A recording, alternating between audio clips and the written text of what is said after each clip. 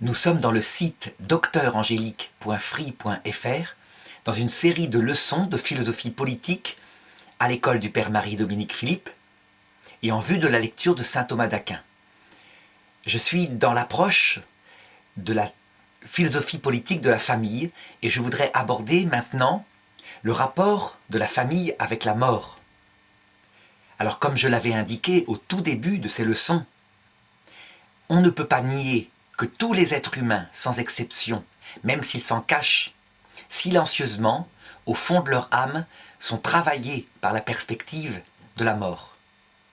Et bien lorsque ça s'applique aux familles, donc un groupe d'êtres humains qui est forcément confronté à diverses générations, on peut dire que tôt ou tard, la mort arrive. Et la mort vient véritablement marquer la famille et même briser parfois certaines relations intimes, profondément. Dans une analyse de philosophie politique, c'est certainement la perspective de la mort qui est l'une des choses qui conduit le plus la famille à se poser la question religieuse. C'est une chose d'ailleurs que j'aborderai dans la dernière leçon concernant la famille, la leçon suivante.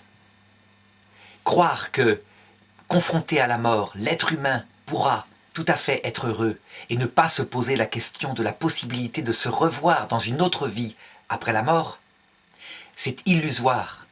C'est encore une idéologie qui consiste à regarder quelques personnes qui y arrivent, mais à oublier la masse des personnes qui ne peut jamais y arriver et qui a besoin d'espérance.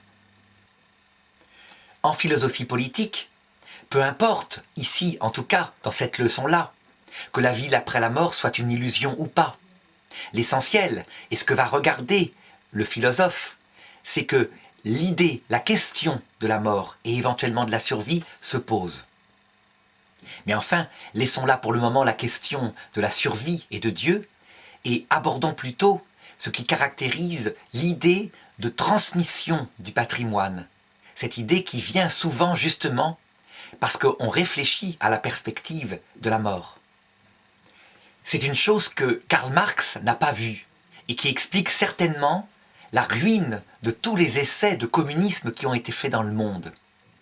Il pensait que les hommes, avec zèle, avec énergie, travailleraient pour le bien commun, vu en général, ça veut dire pour le peuple, pour le social en général. En réalité, ce qui motive un homme pour son travail, ce qui motive une famille pour se dévouer, c'est l'idée que ses enfants, on pourra leur transmettre un héritage. C'est une chose si profondément naturelle que lorsqu'on connaît des familles qui connaissent la stérilité, eh bien on voit qu'il y a dans leur vie un moteur essentiel qui les motive à travailler et qui disparaît. Je dirais que ces familles-là, souvent, perdent la motivation d'acquérir un patrimoine, d'acheter une maison. À quoi ça sert tout cela, si c'est pour ne le transmettre qu'à l'État?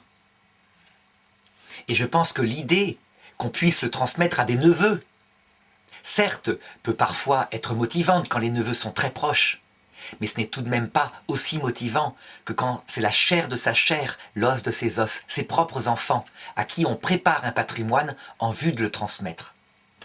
Pour ce qui est des hommes, les hommes, donc les masculins, je crois que l'équilibre, justement, le fait de manifester son amour tout au long de sa vie, consiste souvent de manière essentielle à le prouver en faisant que sa famille matériellement soit en sécurité, qu'elle ne manque de rien. C'est un travers masculin tellement fort que souvent, malheureusement, ils en oublient d'autres nécessités, comme la nécessité de prouver son amour par des attentions quotidiennes, de la gentillesse. Et souvent, ils aiment à travers le travail. Cependant, lorsqu'on comprend ça, et lorsque les épouses en particulier comprennent ça, elles se rendent compte que si cette manière d'aimer ne correspond pas effectivement entièrement à leur cœur, elles ne sauraient dénier que c'est une manière d'aimer. Et hélas, souvent, c'est après coup, après le décès du mari, parfois, ou après le décès du père, qu'on se rend compte que sa manière d'aimer était là-dedans, et que c'était pour lui important. Et que souvent, malheureusement, on a été ingrate en lui jetant à la figure le fait que sa manière d'aimer était uniquement à travers l'argent. Alors je ne veux pas dire par là qu'il ne faut pas faire de scène de ménage pour que les hommes se montrent délicats sur d'autres aspects et qui correspondent au cœur des femmes. C'est essentiel, c'est la grâce féminine. Mais ce que je veux montrer, c'est que cette idée du bien matériel qu'on gagne, non seulement en vue de faire la sécurité de son foyer, mais en vue de transmettre cette sécurité à ses enfants, c'est quelque chose d'essentiel aux hommes. Pour ce qui concerne les femmes, l'héritage matériel est certes important, mais il y a aussi une très grande attention à ce qu'on appelle l'héritage spirituel. Ça veut dire que ce sont les femmes qui ont le sens qu'il faut transmettre aux enfants des valeurs intérieures, mais aussi la mémoire des anciens. Et j'ajouterai à cela le sens de la religion. Ce sont souvent les femmes qui, elles, ont le sens que une famille se construit avec des racines dont la religion traditionnelle fait partie, parce qu'elle permet de garder le lien avec ceux qui sont déjà partis dans l'autre monde. Eh bien, cette considération sur la psychologie des hommes, en général, donc pas 100%, mais 80%, la psychologie des femmes, me permet de montrer que, confronté à la perspective de partir de ce monde, donc à la mort, eh bien, il y a deux héritages qui sont à considérer. L'héritage matériel et l'héritage spirituel. Ce n'est pas seulement l'héritage matériel, évidemment. L'héritage spirituel est sans doute encore plus important. Alors cet héritage spirituel, donc comme je le disais, il y a les valeurs profondes qui sont essentielles, mais je ne vais pas les recommencer à les aborder. Ça a été vu dans les leçons sur l'éducation. Ce que je voudrais aborder plutôt, c'est le rapport aux défunts, à la mémoire des défunts. Et donc, on voit très bien dans les familles ce besoin de transmettre une généalogie et une mémoire. Et cette chose-là n'est pas nouvelle du tout. On la voit déjà dans l'Ancien Testament qui manifeste comment les familles, à l'âge du bronze, donc qui correspond certainement à la même chose qui se passait bien avant, dès le Paléolithique, elles se transmettaient oralement les généalogies et quelques anecdotes sur les ancêtres. On voit par exemple Abraham, Isaac, Jacob qui font apprendre par cœur à leurs enfants la liste des ancêtres depuis le début de l'humanité. Ça se fait d'abord par la mémoire orale et puis un jour, c'est mis par écrit. Ce que provoque la mémoire par écrit, c'est que évidemment elle permet de garder les choses avec plus de sûreté. Il n'y a pas les erreurs de transmission quand on se trompe sur la mémoire, mais en même temps, elle permet d'oublier, d'entretenir sa mémoire active. Et donc on voit actuellement, là où l'écrit est présent, que quelquefois on ne se souvient même pas du prénom, du nom de famille, de ses simples arrière-grands-parents. C'est-à-dire qu'on remonte à 3 générations, mais les arrière-grands-parents, c'est déjà oublié par les petits-enfants. Alors je dirais que tant qu'il y a la mémoire des grands-parents, on s'inscrit dans une lignée et dans une racine. Et donc cette chose-là est absolument essentielle. Alors je voudrais montrer aussi comment c'est une chose essentielle dès l'enfance. J'ai un ami à moi qui m'a raconté l'anecdote suivante par rapport à sa fille de 10 ans. Il s'avère que l'un des grands-pères de cette petite fille n'était pas son vrai grand-père, mais était lié à un remariage. Mais il lui avait caché, durant son enfance, et elle l'apprit par hasard lorsqu'elle dut faire un devoir à l'école sur ses ancêtres et les origines familiales. Et en disant que l'un de ses grands-pères était originaire de Guadeloupe, eh bien sa maman lui dit non, il n'est pas originaire de Guadeloupe, ce n'est pas ton grand-père. Et elle l'apprit donc à 10 ans. Eh bien ce fut pour elle un choc terrible. Elle se demandait si ce grand-père qu'elle aimait de tout son cœur allait continuer à l'aimer, parce qu'il n'était pas dans sa vraie lignée familiale. Et heureusement, le grand-père en question l'a rassuré complètement là-dedans en lui montrant qu'il n'y avait pas que la lignée biologique qui comptait, mais la lignée d'amour, de transmission, de la filiation, des valeurs. Donc, cette anecdote manifeste qu'il ne faut pas négliger ses racines, parce que l'être humain, dans sa vie politique, il est lié à une lignée. Il y a des racines non seulement familiales, mais culturelles. Et je dirais que lorsqu'on se coupe des racines, comme on le voit actuellement, dans certaines lignées qui viennent de l'immigration, qui ne se sentent pas bien en Europe et qui, quand elles retournent dans leur pays d'origine, ne se sentent pas bien non plus, parce qu'elles ont quitté la culture de base de ce pays d'origine. Eh bien, c'est source de gros problèmes d'identité. Ça montre à quel point c'est important. Et tant que ces familles-là ne se sont pas redonnées une culture nouvelle, personnelle, qui souvent est inventée, sui generis, eh bien, ils ne vont pas bien. Ce qui est intéressant à voir, c'est que la génération de mai 68 qui voulut très violemment se couper des racines, en tout cas culturelles, de leurs parents, par un rejet violent des 2 guerres mondiales qu'il y avait eu avant, eh bien, arrivé maintenant autour de 60, 70 ans, on peut dire qu'elle en revient et qu'elle fait, et c'est quelque chose de très visible actuellement, un travail énorme pour retrouver la mémoire non seulement de la généalogie à travers donc les sites internet de généalogie, mais la mémoire aussi des racines.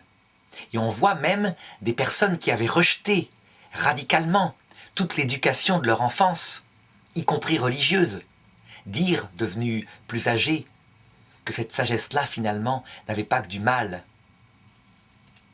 Alors, dans ce même genre de considération, je voudrais montrer l'importance qu'ont les tombes et les cimetières.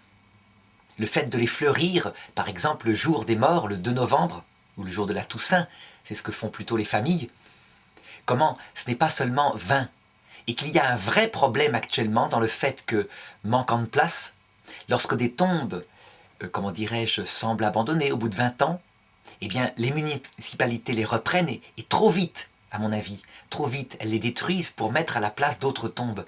Ça veut dire qu'une concession à perpétuité, en tout cas dans les villes, c'est 20 ans, 25 ans. À mon avis, c'est une chose qui a des conséquences, qui aura des conséquences par rapport aux familles qui sont déjà fragilisées et qui n'ont pas de racines.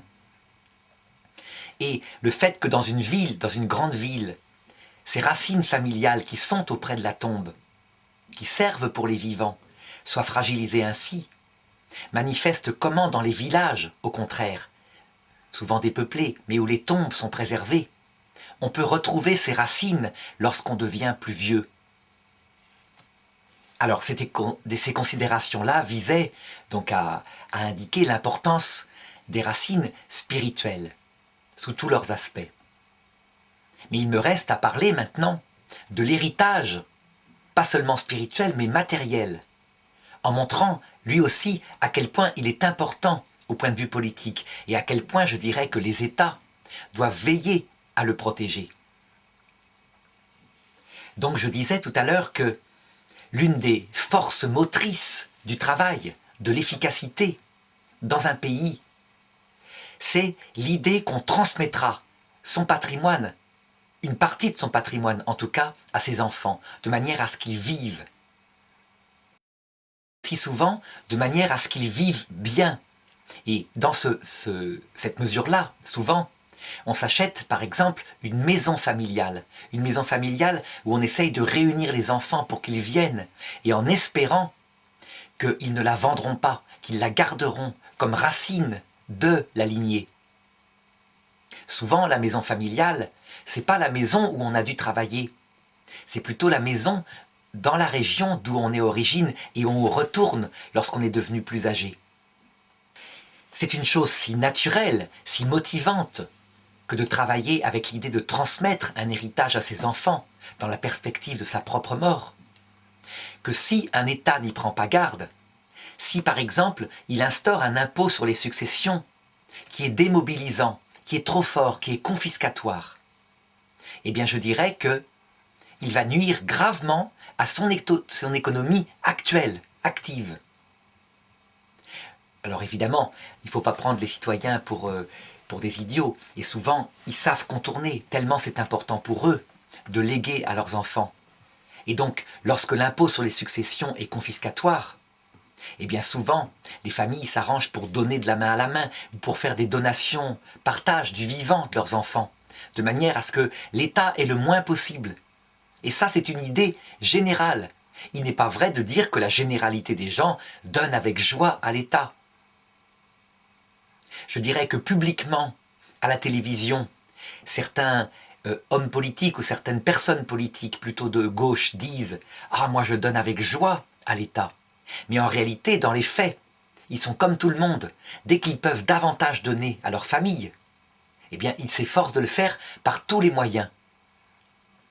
Cette loi qui fait partie de la nature humaine, qui n'est pas à 100% valable, il y a certainement des gens qui donnent avec joie à l'État avant de donner à leurs enfants.